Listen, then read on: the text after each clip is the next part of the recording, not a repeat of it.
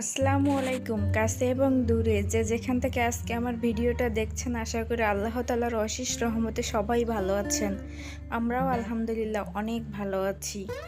আজকে আমি দেখাবো মসুর ডাল দিয়ে কিভাবে রোল বানানো যায়। আমরা তো সবজি দিয়ে চিকেন, মাংস, গরুর মাংস সব দিয়েই তো রোল খেয়েছি। কখনো কি মসুর ডাল দিয়ে রোল বানিয়ে খেয়েছি? একবার হলেও খেয়ে দেখবেন, এতটা পরিমাণ টেস্টি হয় যা বিশ্বাস করতে পারবেন না। তাহলে চলুন দেখে আসি কিভাবে আমি মসুর ডাল দিয়ে রোলটা বানাই। মসুর ডালটা আমি আধা ঘন্টা আগেই ভিজিয়ে রেখেছিলাম, তাই অনেকটা নরম হয়ে গিয়েছে।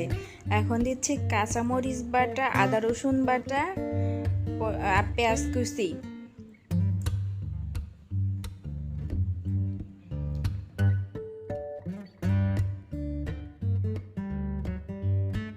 তেল দিয়ে দিচ্ছি পরিমাণ মতো। হলুদের গুঁড়া দিয়ে দিচ্ছি 1 চামচ।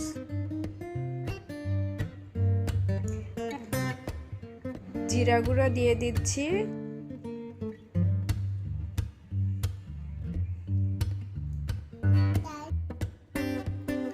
লবণ দিচ্ছি পরিমাণ মতো। লবণ দিয়ে ভালো করে একটু নেড়ে চেড়ে নিয়ে সিদ্ধ করার জন্য পানি দিব। এখানে বেশি পানি অ্যাড করতে হবে না, কারণ আমি আধা ঘন্টা আগেই মসুর ডালটা ভিজিয়ে নরম করে নিয়েছি। এই জন্য অল্প পানি দিলেই হয়ে যাবে সিদ্ধ। একটু হালকা নেড়ে চেড়ে পানি দিয়ে দিব।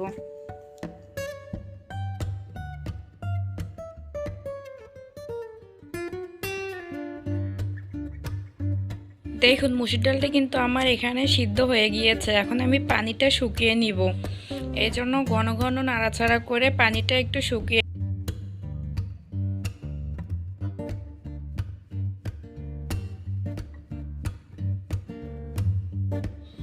দেখুন, আমি কিন্তু পানিটা শুকিয়ে নিয়েছি। মসুর ডালটা এখন কত সুন্দর হয়েছে, একটু আঠালো আঠালো হয়েছে। এভাবেই বানিয়ে নিতে হবে।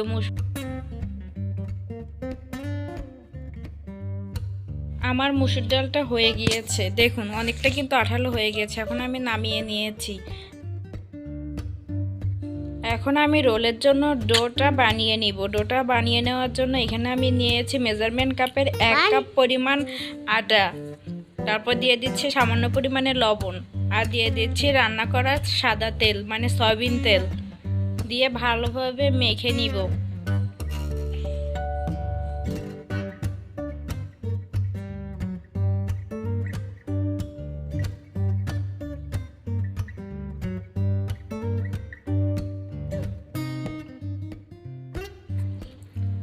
যখনই আটাটা এইরকম মুট করলে একটু দলা বেঁধে যাবে, তখনই মনে করতে হবে যে না, এটা পারফেক্ট মেশানো হয়েছে। এখন আমি নর্মাল পানি দিয়ে একটা ডো তৈরি করে নিব।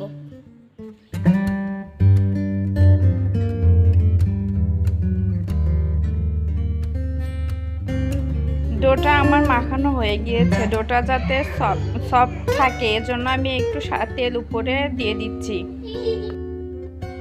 তেল উপরে দিয়ে 15 মিনিটের মতো রেস্টে রাখবো, তখন ডোটা অনেকটা সফট হয়ে যাবে। 15 মিনিট পর দেখেন ডোটা কতটা সফট হয়েছে। এখন আমি এটাকে রুটি বলে নিব।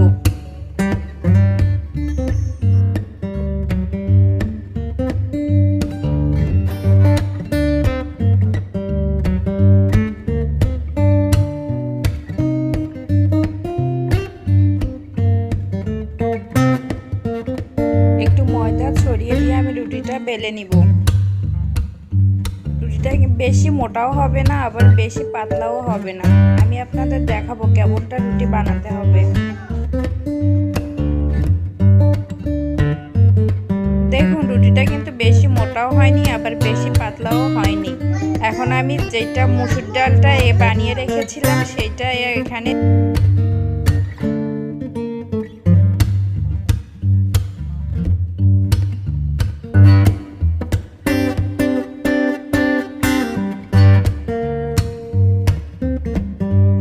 মসুর ডালটা এখানে আমি ভালোভাবে দিয়ে রোলের মতো করে গোল করে নিব। দেখেন, রোলের মতো করে কিন্তু আমি দিয়ে দিচ্ছি, কারণ এটা আমি রোল বানাবো, তাই রোলের মতো করে গোল করেই বানিয়ে নিতে হবে।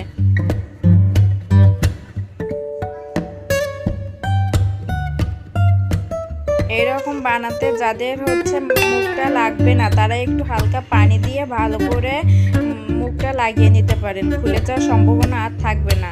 আমি হাত দিয়ে একটু ঘুরিয়ে ঘুরিয়ে নিচ্ছি আর একটু লম্বা করে নিচ্ছি, কারণ অনেকটাই মোটা হয়ে গিয়েছিল, এজন্য একটু লম্বা করে নিচ্ছি। তারপর আমি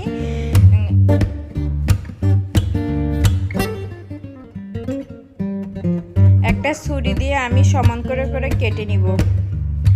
আপনারা আপনাদের ইচ্ছা মতো এখানে যে যেরকম লম্বা রাখতে চান সেই রকম রাখতে পারবেন। দেখুন একটা ছুরি দিয়ে কিন্তু আমি এখানে সমান করে কেটে নিয়েছি। একটু হাত দিয়ে ঘুরে ঘুরে গোল করে দিলে সুন্দর হবে গোলটা।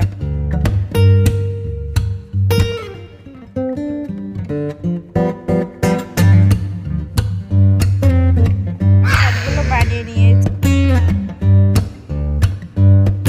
আমি তেল গরম করতে দিয়েছি, তেল হালকা গরম থাকলেই রোলগুলো দিতে হবে, বেশি গরম থাকলে দিলে তেলটা বেশি গরম করে দেওয়া যাবে না, এমনিতেই কালার চলে আসবে, পুড়ে যাবে, ভালো হবে না দেখতে সেইটা।